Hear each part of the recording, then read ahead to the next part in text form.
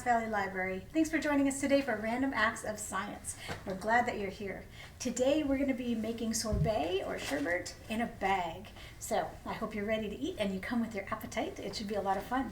If you haven't already picked up a bag from the Grass Valley Library that has all the supplies in it that you're going to need for the experiment, you can do that. Give us a call. Come on down. We have plenty available.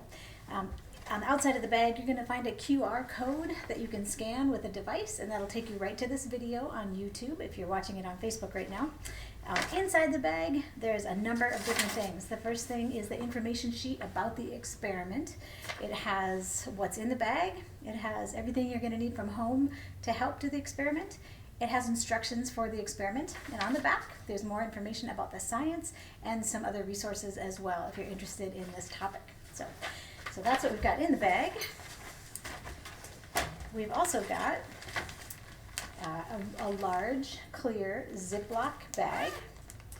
There's a small Ziploc bag inside of that, or loose inside your other bag. So we've got two Ziploc bags.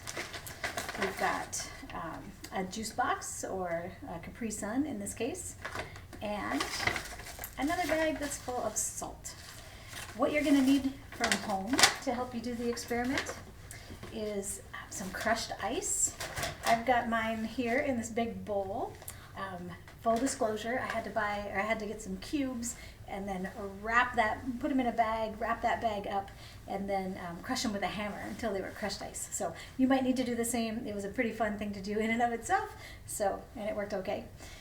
So either way, whatever works for you, grab some ice, crush it down. You're going to need some gloves. You're going to be massaging this bag of ice for a while, and your hands are going to get pretty cold. So I've got some plastic gloves here, but what would work better would be anything for like winter skiing, or like handy Andy gloves that you use around the house for doing chores. Anything like that has some fabric to it that's going to help insulate your hands. And by the time we're done, you're going to need a bowl and a spoon to eat your sherbet, hopefully. So we'll see how it goes. All right, let's get started. So the first thing that you're going to do is squeeze the juice out of the box into the smallest Ziploc bag. So I did that already off camera to keep things going along pretty smoothly, but this is the bag you're going to squeeze it into. Here's my full bag of juice.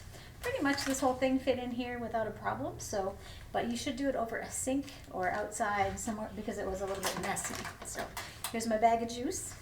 The second thing you're going to do is put this small bag inside the large Ziploc bag. I'm just going to toss it in there, and then you're going to add the ice to the big bag. So let's see how messy it's going to get here if I scoop it all in there.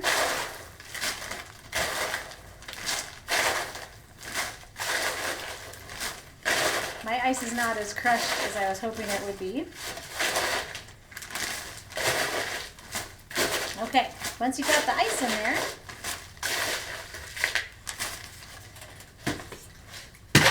the last thing you're going to do is add the salt.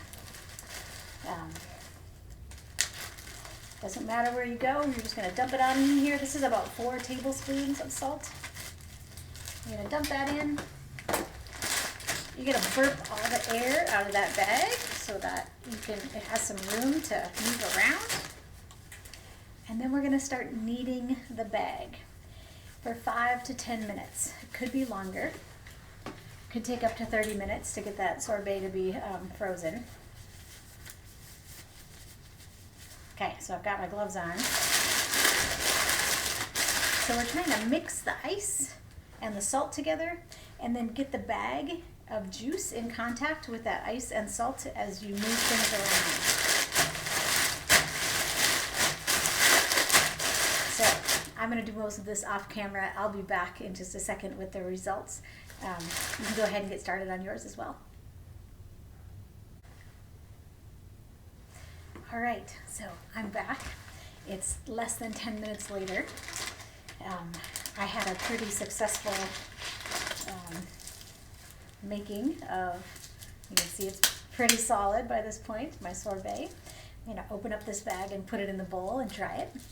So what happened? What kind of science is going on here that makes this such a quick and easy way to make ice cream or sorbet? And you can do the similar thing with ice cream as well.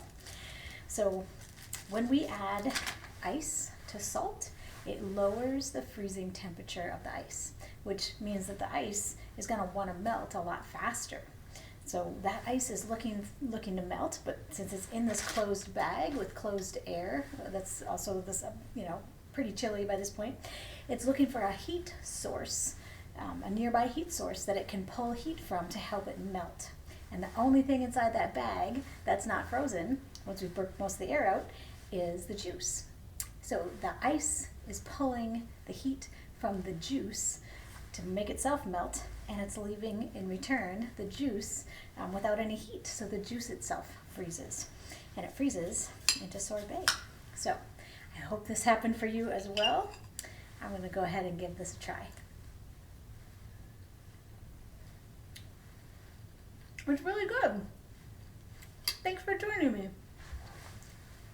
See you next time on Random Acts of Science.